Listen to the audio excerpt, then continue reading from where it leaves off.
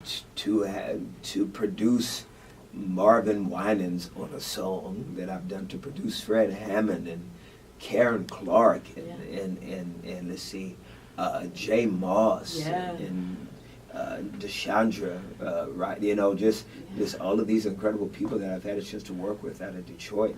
I mean, I would have never thought coming here as a young man that I would ever be coming here and sharing music with people like that, because it is the most incredible musical city on the planet. I still think so too. Oh, yeah, I think so too. It's not even a thought; it's a fact. Yeah, yeah. You were talking about some of the indie artists. Yeah, that who was this young boy that I just checked out on the way here to the? And I don't know if you guys know this guy.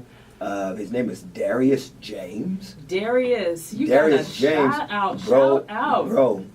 Yeah. I've never met you. If anybody knows this young man, tell him that he has a fan, bro. Yeah. That I am a new fan, and he's super dope. And man, it's just. And then you were telling me about somebody else. Who were you telling me about? John Bidden. John Bidden. I mean, you know, y'all just birth him up here. Yeah, we got him. Y'all pop him out. It's in some of the water. Y'all pop him out, man. Y'all pop him out.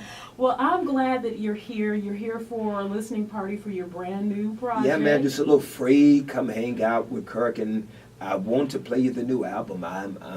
It comes out Friday, but I would, you know, to be able to come to Detroit before and play the music and have the music available for people that want to purchase it, and you know, shake hands, kiss babies, and tell people how much I appreciate them. It is going to be so much fun. And you're going to host it, I right? am hosting it. I'm so thrilled about it. So tonight at 7:30 at Triumph Church North. Yeah, man. Yes, we're going to be there. A little free, a little free, and come on out and, you know, spend time with your boy and tell me what you think about this new body of work. I'm very thankful for it. I'm very excited about it. You know, I haven't done an album now in about 4 years. Yeah, it's been a minute. So I'm just really grateful. Well, about three and a half, and you know, just really wanted to make sure that, like, what I did different on this album is I have no features on this album. Okay. Is I wanted the features on this album to be the songs, and I wanted the songwriting and the song to be the feature, and I haven't done an album now in about 20 years. I haven't had any features. Right. And so I wanted this body of work to be something that could stand on its own. As a matter of fact, before I did any production, I just wanted to do just piano and lyrics. So I went into the studio just and I brought in just one or two singers and just laid down all the demos. I just laid down all the songs that I had in my heart, my head, to see which ones felt strong, and then I put production to it. Right. So and I've never done that before, just because I wanted the lyrical content and the melody and the song to be the song. I got to tell you, and we're going to play Love Theory in just a second, but I just love the harmony in Love Theory. It's like one of my favorite songs, and my granddaughter and I, she stays with me during the week, and she's singing it. She's 5. Wow. She's singing it with me, and we had to sing it before we went to sleep last night. Yeah, well, thank you for that. So it's one of those things that, you know, you hear the harmonies, you hear the lyrics, it's singable, so churches can do it. Thank you, and I hope churches do it, because I'm a church boy. Yes. and my whole life is to represent our Lord and Savior, and so I just want to tell the world about Jesus and how dope He is. Yes. In the studio with Kirk Franklin. What is going on, my brother? What's up, good her? Good her. What's up, good her? You know, from Texas, right? It's not hair, it's her. Her.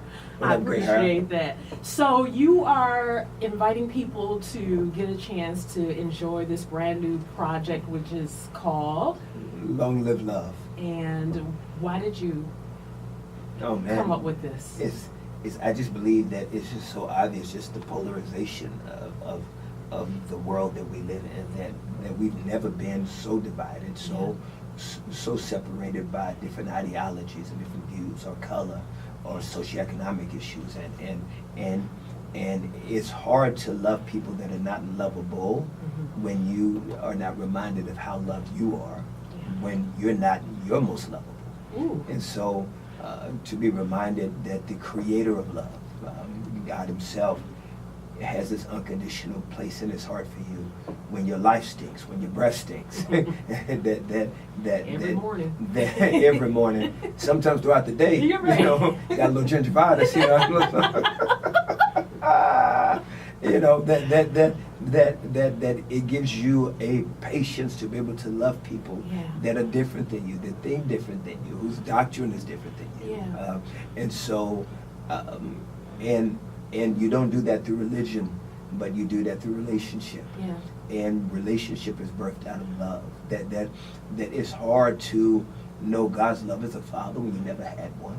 And so for a lot of people that have been fatherless, it's even more difficult because and even when you look at even some of the methods that the traditional church used to even bring people into Christ, we would scare people. I absolutely. Come to Jesus so you don't go to hell. Right. You know, you don't know if you're going to make it home. You know, you may die in a car wreck, and if you do, you know, and so that's a very interesting way to develop a relationship. It's like a woman getting married just because she's pregnant. You know, it is very hard to develop an intimate relationship, you know, because of that. Not saying that it can't grow, but that's a very rough beginning. Yeah. And so to be able to introduce God to people as a position of fear, then doesn't develop one that is, you mean he loves me? Yeah.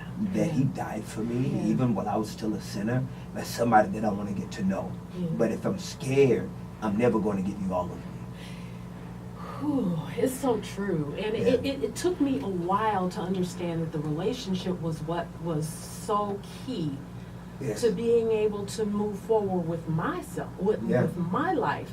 And I can only imagine being frightened, and I was frightened into salvation as well. Yeah, most of us were. You know, right. So, you know, but I can only imagine somebody saying, I don't want any of that. Mm-hmm. And so, and so now that we live in this postmodern time of culture, and there's such a decline in church attendance, especially with millennials, that I think that it's important to let love lead. And some people would say, well, love has to be built on a foundational truth. Well, there can be no truth without love, and there can be no love without truth. So they both depend on each other. That we depend on the inerrancy of Scripture, but the way we communicate that Scripture is through the lens of love. Amen. Gospel music can not only be vertical, but it can also be horizontal. For sure. And talk about relevant cultural issues and topics. And so, as I try to do an album that communicates all of that. Yeah. I mean, you know, like I said, seriously, on Friday, I had just enough gas money in my pocket. I had to get somewhere across town. Then I had to come back down here to get some stuff done. So you just get to the point, and people are calling you, hey, can you bring, can you do? All that. And you just want to go, all that. Your whole head explodes. Or some other words. Yeah. Well, I believe myself. So tonight is the night we're going to be at Triumph Church, 7:30. I'd say get there early because it's going to be right after and it's free. service. It's free. It's free. Get a chance to hear more of the project. Get a chance to purchase it before it comes out on Friday. And let me meet you. Let me shake your hand and tell you thank you for supporting me throughout all the years. So, I love the city. Yes, we love you. I love we love you. I told you a long time ago. You probably don't remember because you talked to so many people.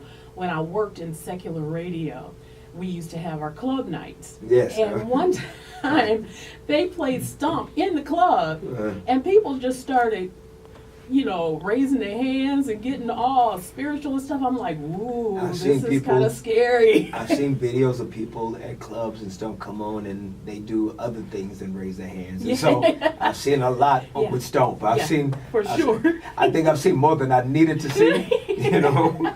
I still love the song. Well, thank you so much for stopping by. Thank you. Where can we find you on social media? You know what? You can find me on Facebook, Instagram, Twitter. If you're still on MySpace, you know, I'm not on MySpace. I pulled up a MySpace account from somebody with music. They're still doing music I don't on know. there. Is I think, MySpace or still something like open? that. That is just so weird to me. Yeah, Anyway. yeah. They're selling cassettes on MySpace. Well, But I'm yeah, glad. and I'll see you tonight. Yes, I'll absolutely. see you tonight. And then I'm coming back, full Yes. concert. Full concert. Full concert, Yes. August 4th Yeah. at the Fox. And At the Fox. And I'm going to have your girl, Corette Hawthorne. She's going to be on the tour, opening it up, killing the stage. I'm very proud of her. Absolutely, me too. And I'm going to do all the music. I'm going to do all the old music and this new album, because I really hope and pray that people can feel and connect with the new body of music, because it's the same heart, the same passion, and I'm very grateful that God let me borrow some songs. Can I play one more? You can play before whatever you want to leave? play. I want to play spiritual. Just play it. Turn it up.